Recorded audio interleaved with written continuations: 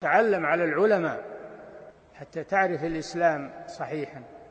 إن الحمد لله نحمده ونستعينه ونستغفره ونعوذ بالله من شرور أنفسنا ومن سيئات أعمالنا. من يهده الله فلا مضل له ومن يضلل فلا هادي له، وأشهد أن لا إله إلا الله وحده لا شريك له، وأشهد أن محمدا عبده ورسوله. يا أيها الذين آمنوا اتقوا الله حق تقاته ولا تموتن إلا وأنتم مسلمون.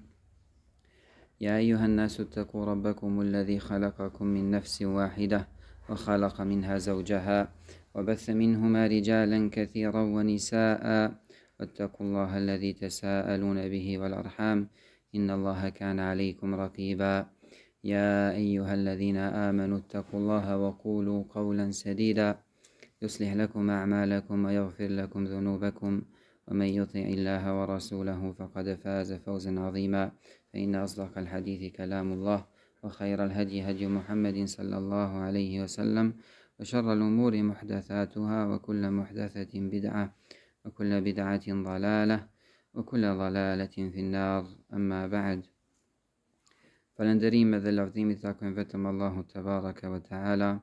Salavat dhe selamet qofshin për të dërguarin e tij Muhammedin sallallahu alaihi wasallam, për familjen e tij, për shokët e tij, si dhe për të gjithë ata që ndjekin rrugën e tyre deri në ditën e gjykimit. Në vijim të nderuar vëllezër, vazhdojmë me librin ton të bukur Fusulul Adab wa Makarimul Akhlaq ash-Shar'iyya, pra kapitull rreth moralit të mirë dhe virtyteve të larta të moralit shariatik, nga Abul Wafa Ali ibn Aqil rahimahullahu ta'ala. Kemi folur për disa etika të ndryshme, sikurse selami, el-musafaha, shtrëngimi i dorës, ngritja në këmbë kur futet dikush, po në raste tjera, dhe etika të tjera që i ka përmendur autori rahimahullah. Derisa thot: "Wa yanbaghi lil insani alla yadkhula fi sirri qawmin ألا يدخل في سر قوم ولا حديث لم يدخلوه فيه، ولا يجوز الاستماع إلى كلام قوم يتشاورون،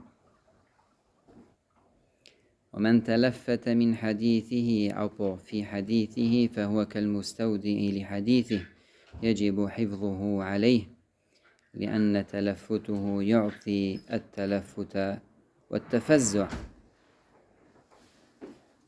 Si që zakoni autorit rahimahullahu ta'ala, jenë me kapitull mjaft të shkurtër në të cilat përmend morale të ndryshme, 2-3 morale që kanë bëjnë me etikën për cilën është duke folur ai.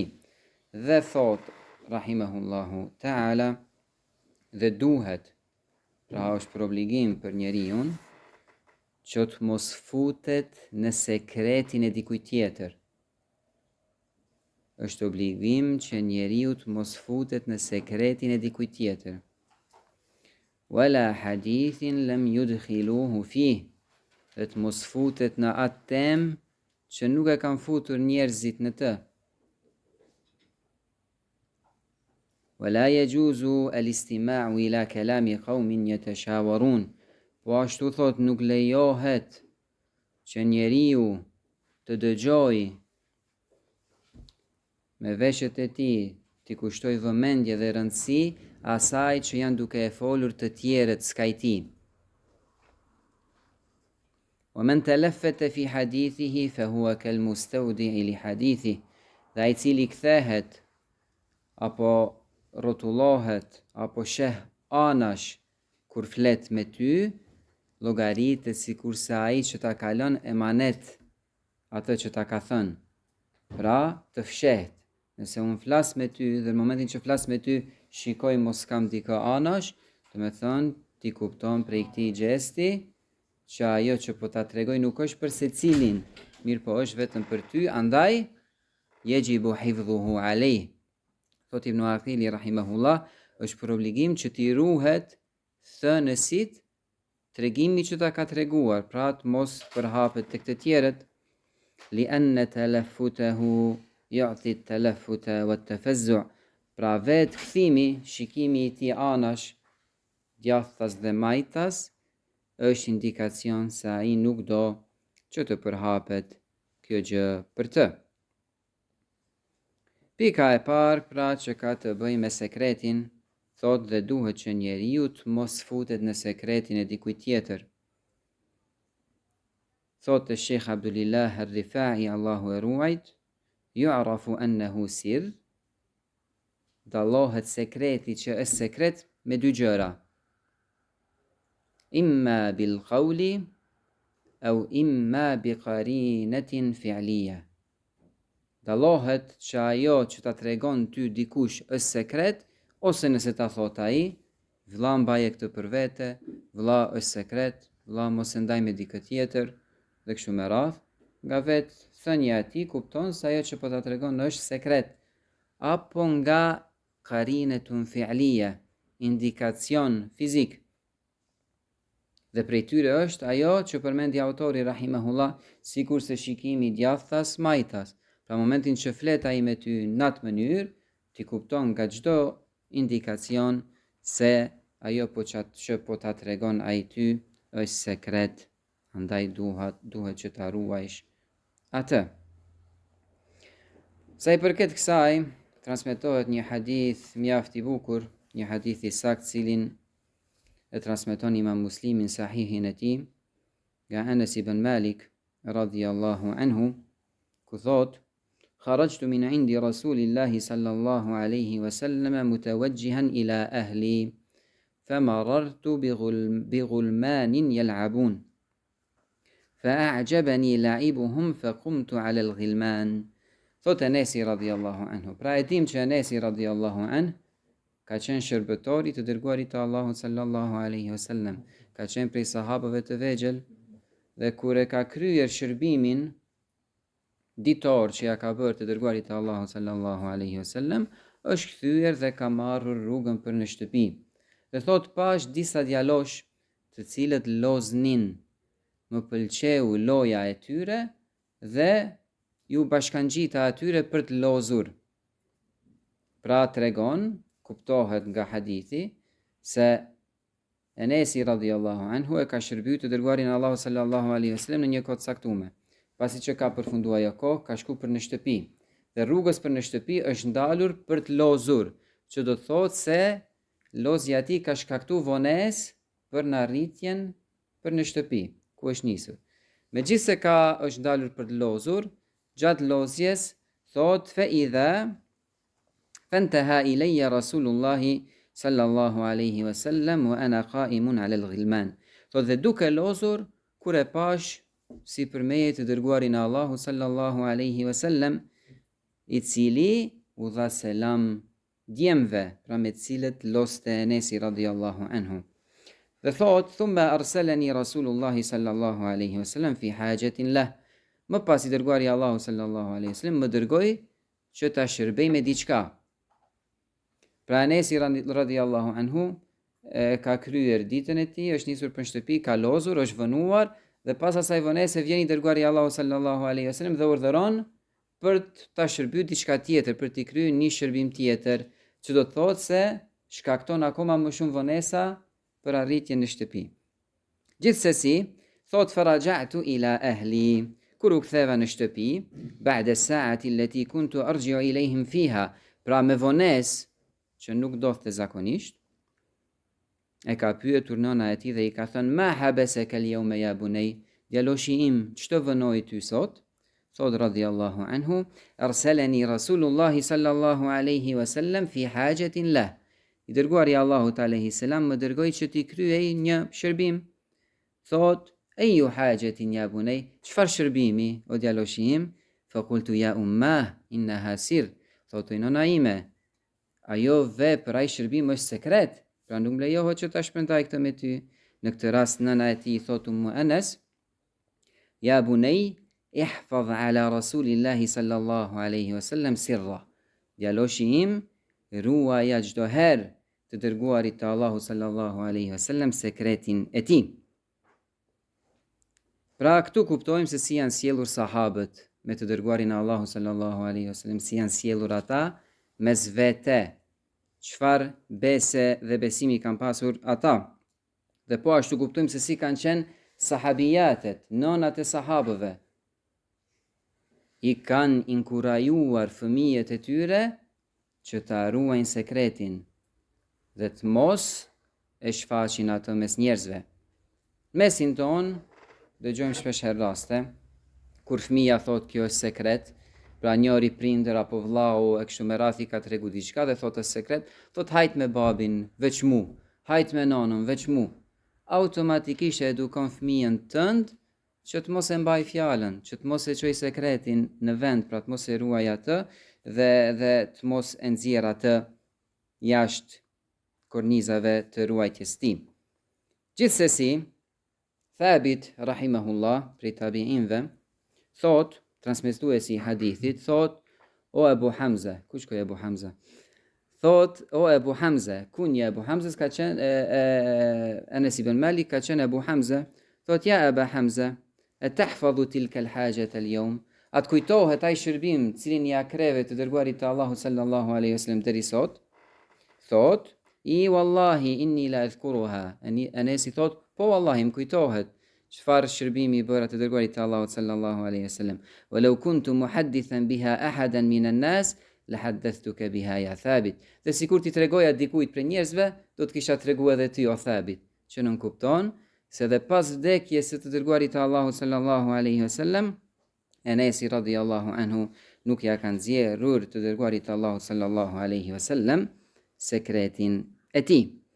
Thot autori rahimahullah, pra pasi që thot dhe duhet që njeriu të mos futet në sekretet e njerëzve. Thot, wala hadithin lam yudkhiluhu fi, dhe të mos futet në temën e dikujt tjetër. Wala yajuzu al-istima'u ila kalami qaumin yatashawarun, dhe nuk lejohet që njeriu t'i kushtoj vëmendje bisedës së dikujt që janë duke folur, duke shkëmbyer këshilla dhe mendime të ndryshme. Nuk lejohet që njeriu t'i kushtoj vëmendje fjalëve që i thon njerëzit përreth tij, dhe disa prej njerëzve mendojnë se është mençuri dhe mendojnë që është mprehtësi e mendjes dhe logjikës që të mirën me këto punë. Secili rreth tij e shikon se ç'vepron, ç'thot, i bashkon fjalët e secilit, formon me ato dëgjime që ka bërë, mendime për këta njerëz dhe bën lidhjet atyre që ka dëgjuar.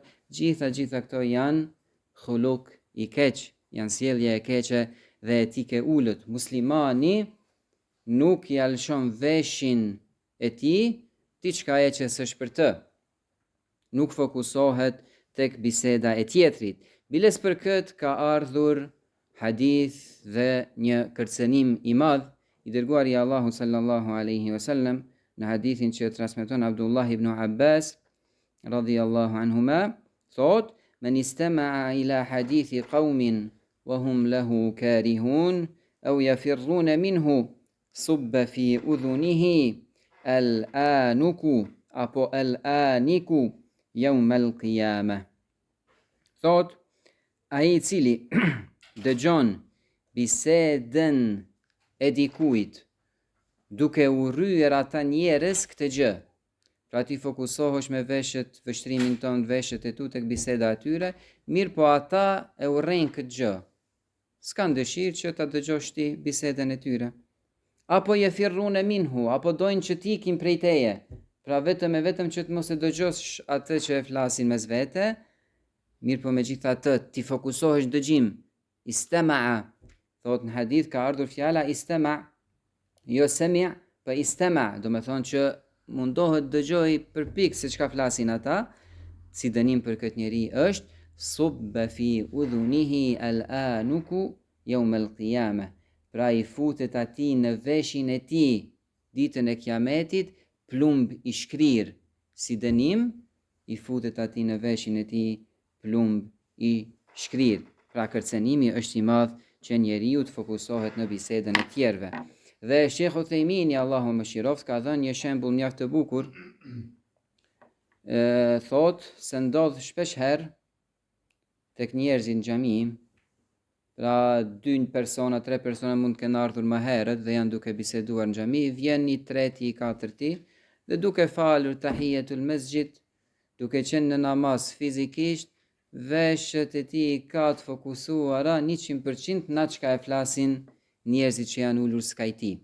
Do të thonë për këtë gjë ka ardhur kërcënim i madh, nëse e bën njeriu në formën e tij zakonshme dhe nëse e bën në namaz ka dyshim se kjo gjë është akoma më e keqe dhe më e ulët. Në vim autori rahimahullah përmendëm se tha: "O men talaffata fi hadithihi fa huwa kal mustawdi'i lah. Yajibu hifdhuhu alayh li'anna talaffutahu yu'ti at-talaffuta wa at-tafazzu'." Pra dha i cili kthehet djathtas majtas gjatë bisedës së tij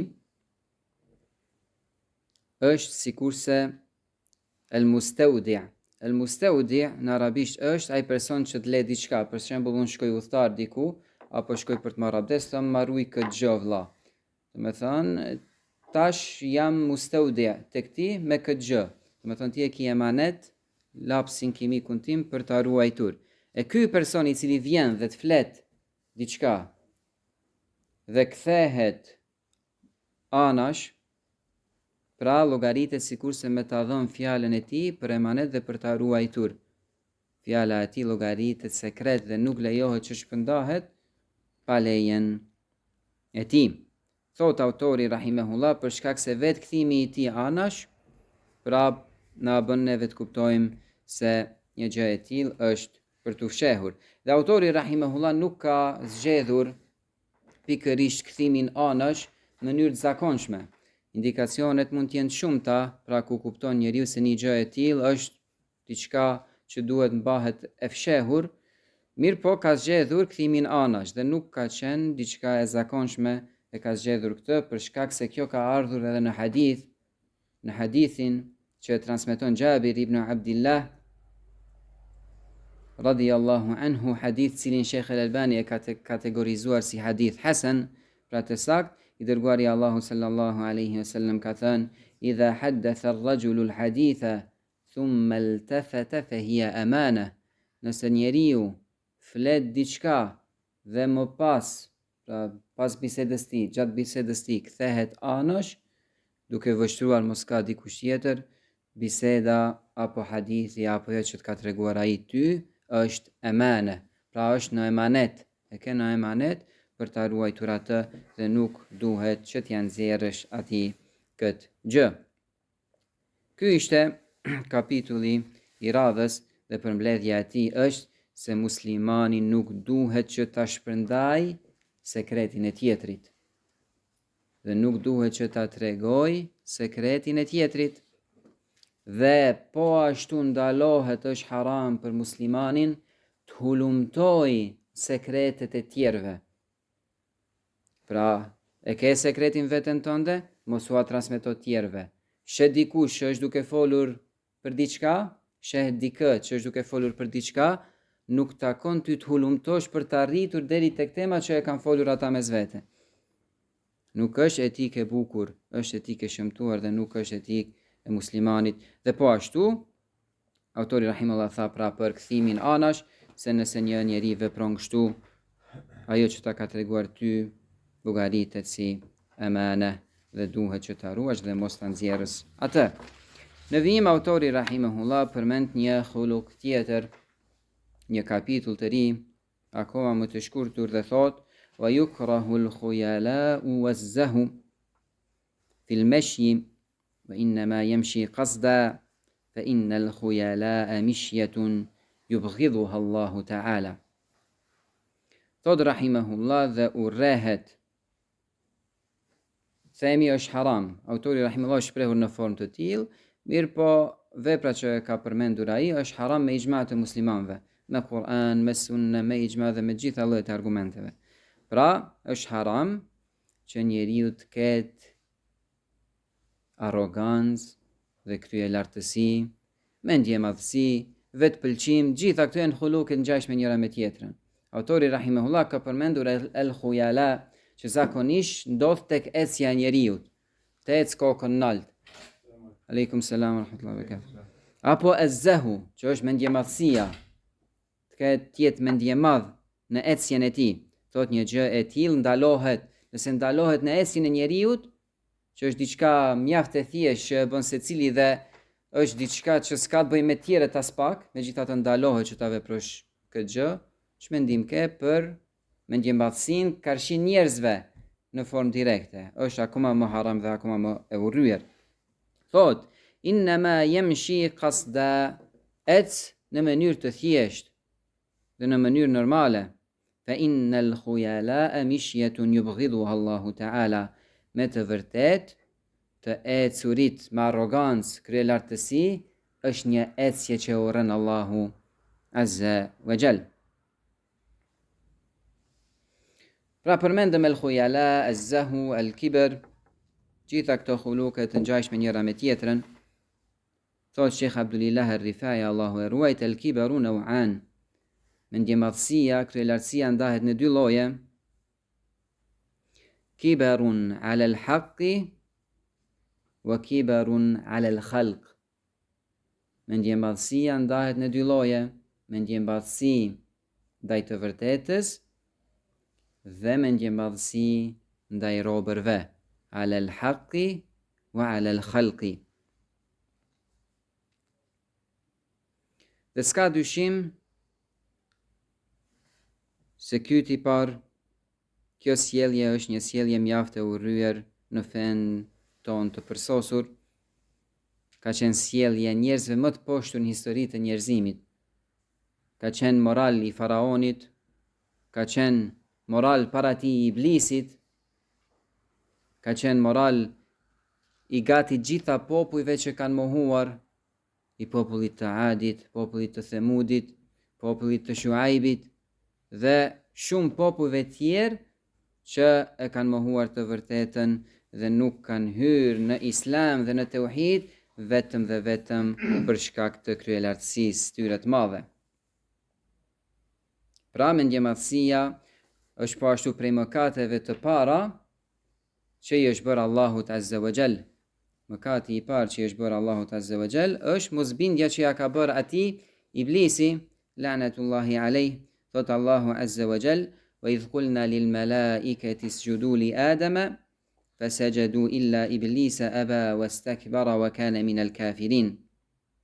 Pra dhe ne u tham malaikave, bëni sejdë Ademit dhe të gjithë ranë në sejdë përveç iblisit i cili mohoi apo kundërshtoi, wastakbara dhe u tregua mendje madh, wa kana min al kafirin dhe si pasojë e kësaj ai u llogarit nga qafirat.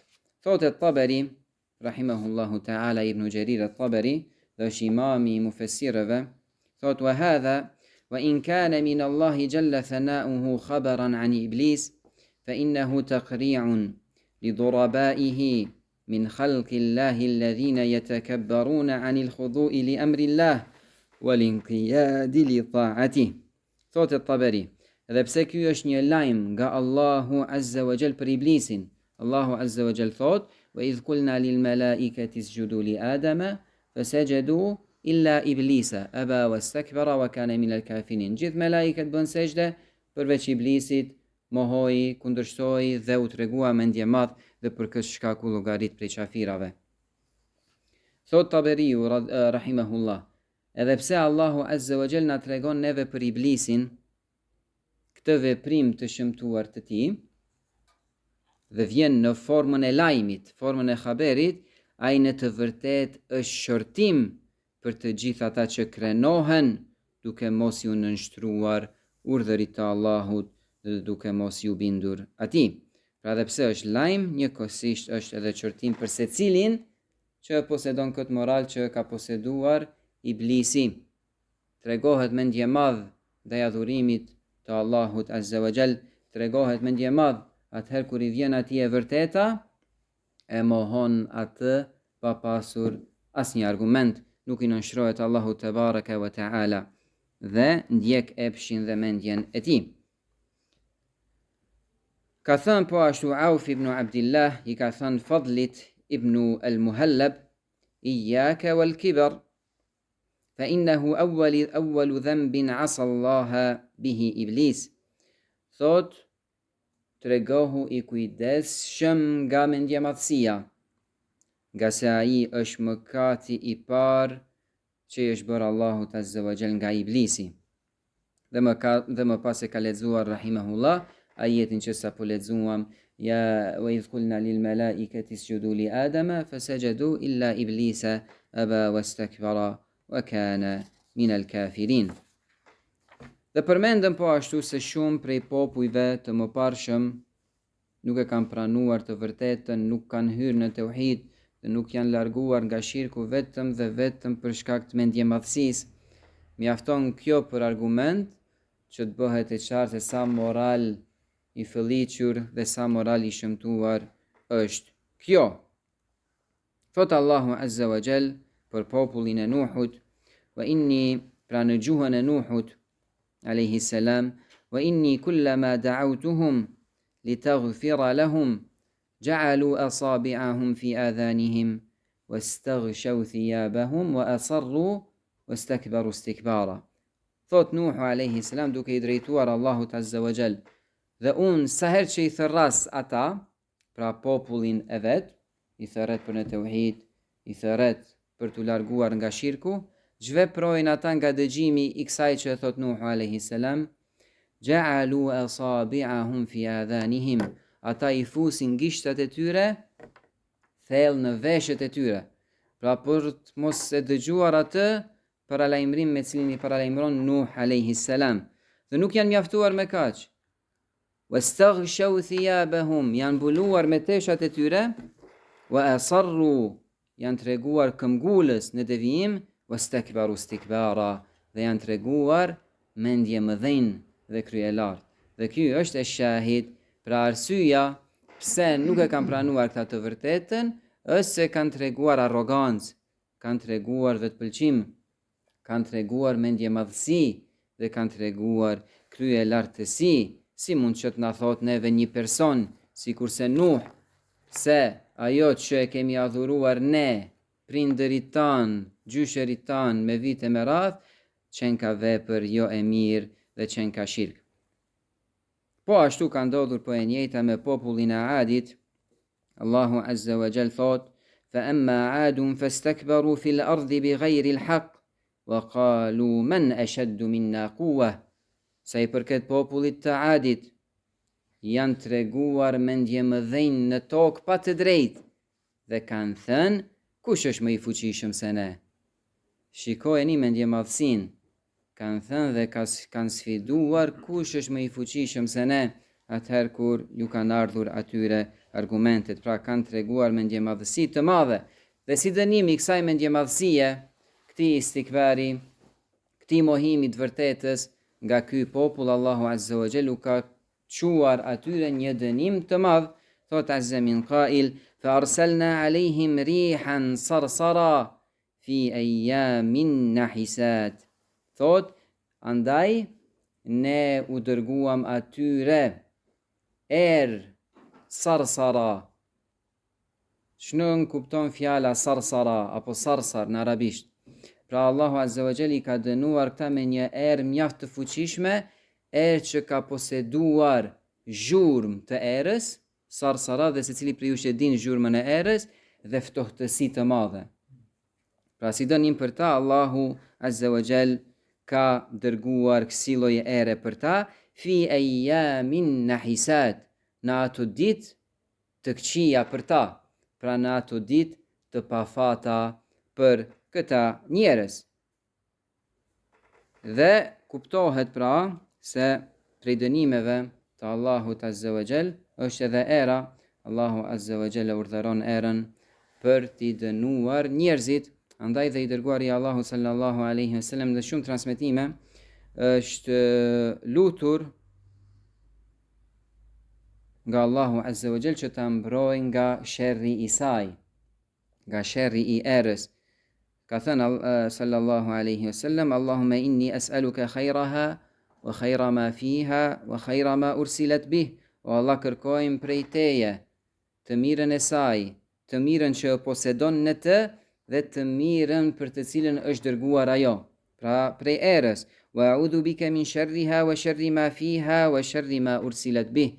Dhe kërkojmë prej teje mbrojtjen prej saj, mbrojtjen prej asaj që e posedon ajo dhe mbrojtjen prej të keqes për cilën është dërguar ajo. Njëjtë kanë vepruar edhe populli i Themudit, thot Allahu Azza wa Jall, qala al-mala'u alladhina istakbaru. Kanë thënë njerëzit të cilët treguan mendjemadhësi, në një ajet tjetër, qala alladhina istakbaru inna billadhi amantum bihi kafirun.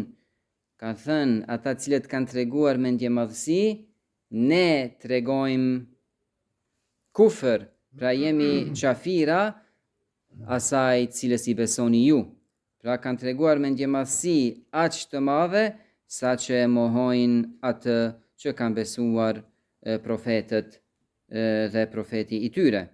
Njëjtë ka vepruar populli i Shuaibit alayhi salam, sa që populli i tij kanë thënë me mendjemadhësi, lanukhrijannaka ya Shuaibu walladhina amanu ma'aka min qaryatina. Lanukhrijannaka, pra kanë thënë në mënyrë të përforcuar, do të nxjerrim ne ty o Shuaib dhe gjithë njerëzit që besojnë tek ti nga fshati ynë dhe nga qyteti ynë, pra do t'ju largojmë juve. Dhe po ashtu shembull tjetër është shembulli i faraonit. Allahu Azza wa Jall faraonin e përmend shpeshherë në Kur'an. Prej këtyre ajeteve është edhe ajeti ku Allahu Azza wa Jall thot: "Wa qala Fir'aunu ya ayyuhal mala'u ma 'alimtu lakum min ilahin ghayri." Tha faraoni, o ju njerëz, unë nuk di që ju keni zot tjetër pos meje, të adhuruar tjetër pos meje. Dhe thot Allahu Azza wa Jall: "Fa akhadhnahu wa junudahu fanabadhnahum fil yam." Andaj si dënim ndaj tij e morrëm atë dhe ushtrinë e tij dhe pra i hodhëm ato në det. S'ka dyshim pra se shkak i refuzimit të argumenteve është arroganca e njeriut dhe mendjemadhësia. Allahu Azza wa Jall thot: "Wailul likulli affakin athim, yasma'u ayati Allahi tutla alayhi thumma yusirru mustakbira." Mirë për çdo gënjeshtar mëkatar që dëgjon ajetet e Allahut, por vazhdon me arrogancë, sikurse nuk i ka dëgjuar ato. Pra vazhdon me krye lartësi me mendjemadhësi, sikurse të mos i ketë dëgjuar ato fare. Arroganca po ashtu është shkak për humbjen e njeriut dhe për devijim. Allahu Azza wa Jall thot: "Sa'asrifu an ayati alladhina yatakabbaruna fil ard." Unë do t'i largoj nga argumentet e mia gjithë ata njerëz që tregojnë arrogancë dhe mendjemadhësi në tokë. Si dënim për ta nga Allahu Azza wa Jall është që të mos i kuptojnë argumentet e sakta, të mos u arri atyre e vërteta. Dhe po ashtu arroganca, mendjemadhësia, kryelartësia është shkak që njeriu të futet në zjarr. Allahu Azza wa Jall thot: "Fal-yawma tujzauna 'adhabal huni bima kuntum tastakbirun." Pra sot do të shpërbleheni me një dënim poshtrues për shkak të mendjemadhësisë suaj në tokë. Dhe këto ishin disa argumente dhe ajete nga libri i Allahut Azza wa Jall.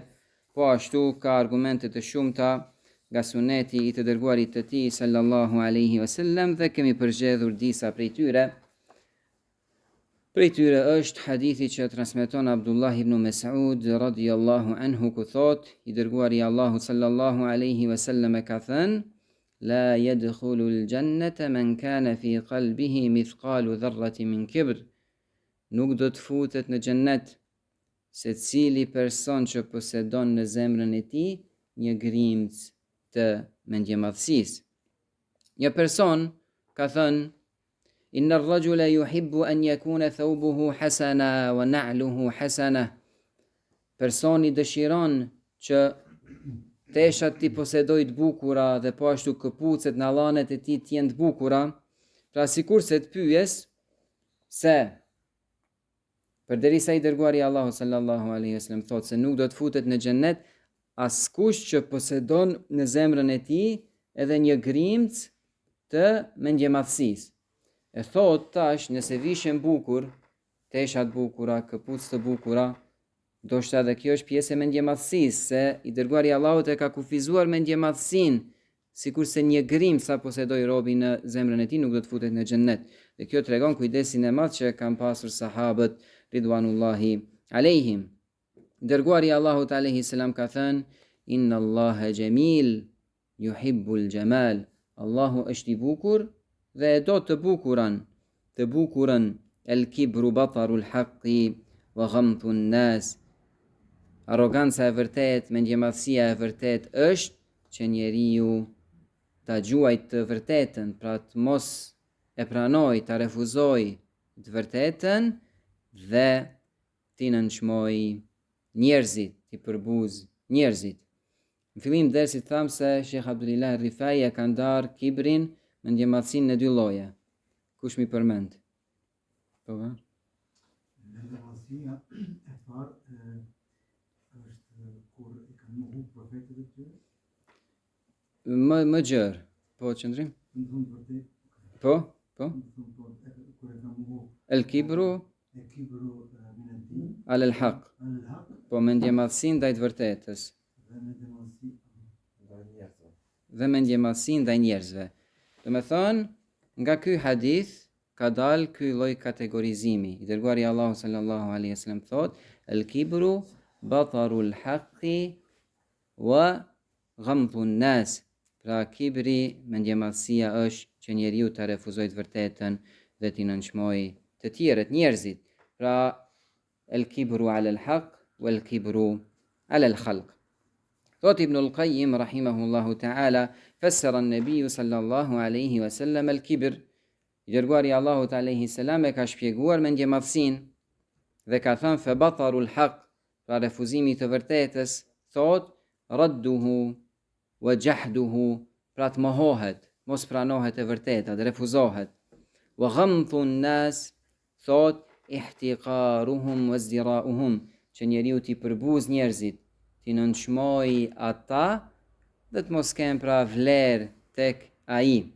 Thot wa mahtaqarahum wa zdarahum dafa'a huquqahum wa jahadaha wa istahana biha.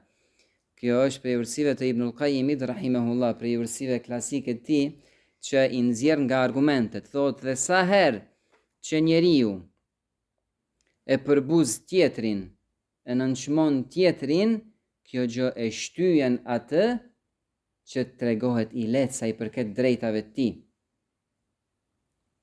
Tregohet i lehtë dhe nuk ju jep rëndësi të drejtave të atij personi, si shkak i përbuzjes të tij, si shkak i mendjemadhësisë të tij që e ka treguar. Dhe kështu e mendon veten që është pozitë më të lartë, thot pse t'i japun filanit selam, pse t'ja bëj këtë vepër të mirë filanit. Do me thonë, përbuzja, nënçmimi i njerëzve sjell deri në këtë që t'i shohësh të drejtat e tyre të lehta dhe të parëndësishme. Po ashtu transmetohet nga sahabiu Haritha ibn Wahbin al-Khuzai radhiyallahu anhu ku thot: I dërguari Allahu sallallahu alaihi wasallam ka thënë: Ala ukhbirukum bi ahli al-jannah, a t'ju tregoj për banorët e xhennetit? Sahabët janë përgjigjur po. Ka thënë: kullu dha'ifin mutadha'ifin law aqsama ala Allahi la abarra. Banorët e xhennetit janë secili i dobët, secili i përulur, sikur se të betoheshte për Allahun, do t'ja përmbushte Allahu atij betimin. Këta janë banorët e xhennetit. Më pas ka parashtruar pyetjen i dërguari Allahut alayhi salam dhe ka thënë: Ala ukhbirukum bi ahli an-nar, a t'ju tregoj juve për banorët e zjarrit? Kush janë banorët e zjarrit? Ka thënë: kullu utullin jawadhin mustakbirin. Dhe kjo është prej bukurisë së gjuhës arabe, saqë fjalët me kuptim të bukur tingëllojnë bukur, dhe fjalët me tingëllim me kuptim të vrasht dhe të rënd, edhe tingëllimin në veshin e njeriu të kanë të rënd.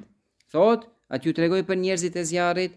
Thot alayhi salam: kullu utullin jawadhin mustakbir. Pra njerëzit e zjarrit janë secili njeri i vrasht, arrogant dhe mendjemadh. Po ashtu prej haditheve është hadithi që transmetohet nga Abi Sa'id al-Khudri radhiyallahu anhu, ku thot se i dërguari Allahu sallallahu alaihi wasallam ka thënë: ihtajjatin naru wal jannah. Dërguari i Allahut alayhis salam thot, u ankuan zjarri dhe xhenneti. Dhe zjarri dhe xhenneti janë dy krijesa prej krijesave të Allahut azza wa jall. Janë ankuar secila. Ka thënë, faqalet hadhi, ka thënë njëra,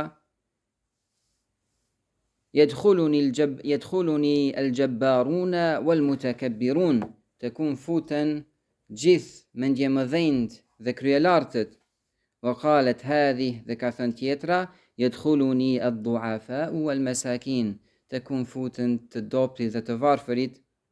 فقال الله عز وجل لهذه, Allahu azza wa jall i ka thënë njërës prej tyre, pra zjarit, anti adhabi u'adhibu biki man asha, ti e dënimi im, dënoj me ty kë dua unë.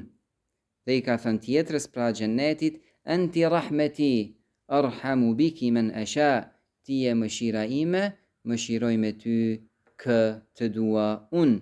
Wali kulli wahidin apo wahidatin minkuma mil'uha, pra dhe se cila prej juve dyjave do ta marrë pjesën e saj. Nuk ka arsye për ankesa. Dhe hadithi është muttafaqun alayh.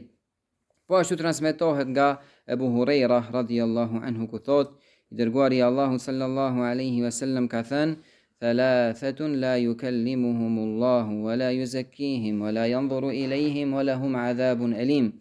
Allahu azza wa jall nuk do t'ju flas tre llojet njerëzve ditën e Kiametit. Nuk do t'i shikoj ata. Dhe këta njerëz posedojnë dënim të dhemshëm tek Allahu azza wa jall. Cilat janë këto lloj të njerëzve? Thot alayhi salam, sheikhun zan wa malikun kadhab wa ailun mustakbir.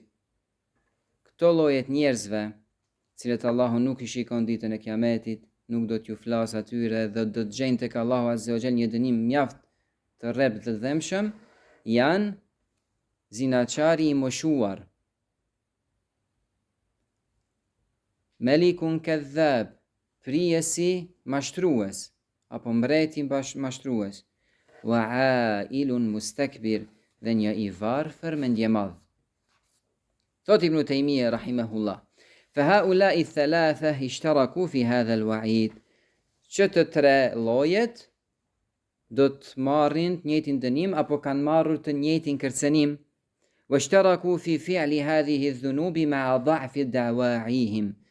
Dhe që të tre llojet janë të përbashkët në llojet e mëkateve të tyre, nga ana se i kanë bërë pa pasur shtyrje të fortë, pa pasur arsyetim. Kur nuk ka arsyetim për mëkatin, mirë po ka dallim mes zinas së riut dhe atij që është plak, dhe që e bën edhe pse epshi i tij është mjaft i dobët, prapse prapë e bën atë mëkat. Thot, fa inna da'iyata az-zina fi ash-shaykh dha'ifa. Ibn Taymiyya rahimahullah thot, epshi i zinas tek personi i moshuar është mjaft i dobët. Wa kadhalika da'iyatu al-kadhibi fi al-malik dha'ifa. Njëjt tek mbreti, sundimtari, prijesi, që të mashtroj ai, nuk ka nevojë. Zakonisht njeriu mashtron që dal për një situatë, mirë por nëse je mbret, për çfarë situate pret që të dalësh? Do të thonë nëse e bën edhe pse je mbret dhe prijes i lart, do thotë se e ke vulosur këtë mëkat në zemrën tënde. Dhe thotë, wa kadhalika da'iyatu al-kibri fi al-faqr. Njëjt nuk ka asnjë arsye që i varfrit tregohet me ndjemadh dhe tregohet kryelart. Dhe nëse e vepron këtë lloj mëkati, tregon pra se e ka të vulosur këtë mëkat në zemrën e tij dhe se zemra e tij është e sëmur. Dhe këtyre njerëzve nëse u mundsohet diçka e tillë, më e madhe pra, sikurse pasuria të varfërit, i shtohet atij me ndjemadhësia dhe shumë pak gjasa ka që t'i vi modestia në rast. Thot, fa idha atau bi hadhihi adh-dhunub ma dha'fi ad-da'i dalla ala anna fi nufusihim min ash-sharr alladhi yastahiqun bihi hadha al-wa'id wa la yastahiquhu ghayruhum. Thot, përderisa këto tre lloje të njerëzve i kanë vepruar këto lloje të mëkateve dhe pse gjitha arsyet i kanë pasur të dobta, është argument se posedojnë të keqe në zemrat e tyre aq të madhe sa që meritojnë një kërcënim kaq të madh, sikurse kërcënimi që ka bërë Allahu Azza wa Jall, se Allahu Azza wa Jall nuk do t'ju flasë atyre, nuk do t'i shikoj ata dhe do t'i dënoj me një dënim të dhemshëm. Dhe pra nuk, thot Ibn Taymija rahimahullah, dënim tjetër që nuk e meriton dikush tjetër prej robërve sikurse e meritojnë këta. Po ashtu prej haditheve është hadithi Abdullah ibn Umar radhiyallahu anhuma ku thot, i dërguari Allahu sallallahu alaihi wasallam ka thënë: "Men ta'azzama fi nafsihi aw ikhtala fi mishyatihi laqiya Allah azza wa jall wa huwa alayhi ghadban." Dhe hadithin e ka bërë Sheikhul Albani sahih. Thot ai i cili e madhëron veten e tij, e ngrit veten e tij, aw ikhtala fi mishyatihi, në ecjen e tij ec në formë të klerlartësisë me khujala, ky njeri do të takojë Allahun Azza wa Jall, duke qenë Allahu Azza wa Jall i zemruar me të. Duke qenë Allahu Azza wa Jall i zemruar me të për shkak të këtij morali të shëmtuar që ka poseduar ky person. Të gjithë ne kemi qenë fëmijë, nëse ke qenë jashtë, ke bëni bela dhe ke pa që informacioni, ke dëgju që informacioni i kam rri prindërve tu dhe ke qenë i bindur se baba, nana janë zemru me ty pa marrë parasysh cilin e ke pas ma shumë frikë, si ka qenë do me thënë ajo ecje për në shtëpi, se cili ka pasur trishtim të madh. Dhe po ashtu, së fundmi prej haditheve është hadithi i radhës, një ngjarje kur një person ka qenë duke ngrënë me të dërguarin e Allahut sallallahu alaihi wasallam.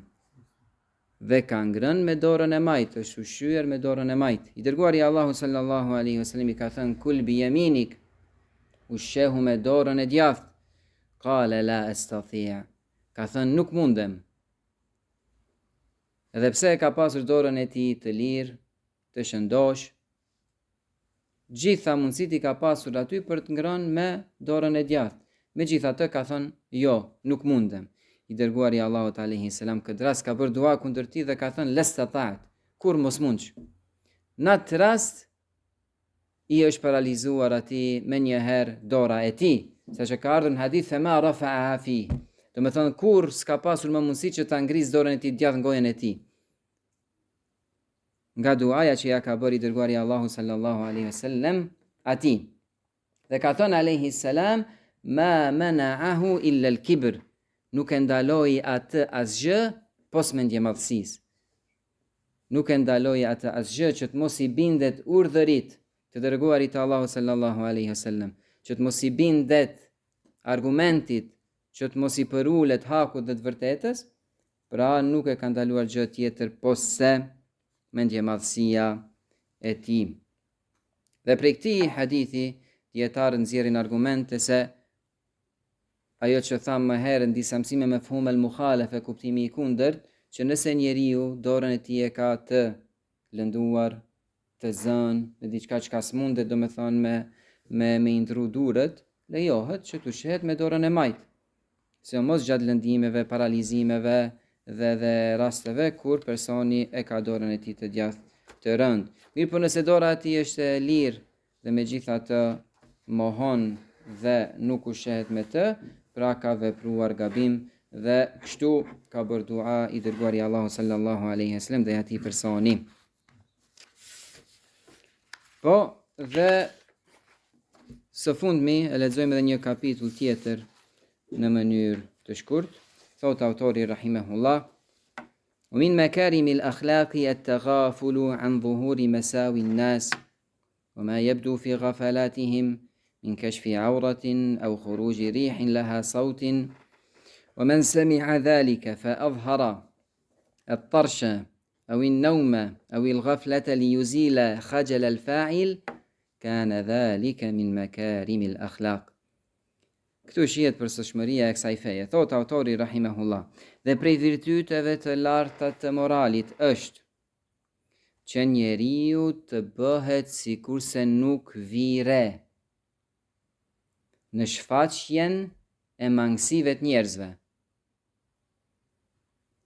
Bëhet lund rolin e gafletit në shfaqjen e mangësive të njerëzve që i veprojnë njerëzit pa dashje pa vënë re dhe kështu me radhë. Cilat mund të jenë këto gjëra? Autori rahimullah përmend dy shembuj, thot min kashfi auratin aw khuruji rihin aw sawt. Pra, atëherë kur dikujt i zbulohet aureti, apo i shpëtojnë dikujt gazrat, dhe gjithë jemi njerëz, mund ndodh një gjë e tillë. Pra njeriu në këtë rast tregon mençuri dhe luan rolin e gafilit. Bëhet sikur se nuk vire. Thot autori rahimahullah, men sami'a dhalika fa adhhara at-tarsh, ai i cili e dëgjon një gjë të tillë, mirë po e luan rolin e të shurdhurit, bëhet sikur s'ka dëgjuar, au in-nawm au il-ghafla, apo bëhet sikur domethënë është shkotur, apo sikur se ka qenë gaflet, s'mora vesh. Përse? Li yuzila khajal al-fa'il, për t'ia larguar atij personi turpin në të cilin gjendet ai tani, kana dhalika min makarimil akhlaq. Një gjë e tillë llogaritet prej virtyteve të larta të moralit. Dhe shpesh herë mund ndodh, gjithë jemi njerëz në shtëpi me gruan, apo gruaja me ty, apo ti me fëmijët, që sheh që ndodh një mangësi, sheh që ka ndodhur një gabim.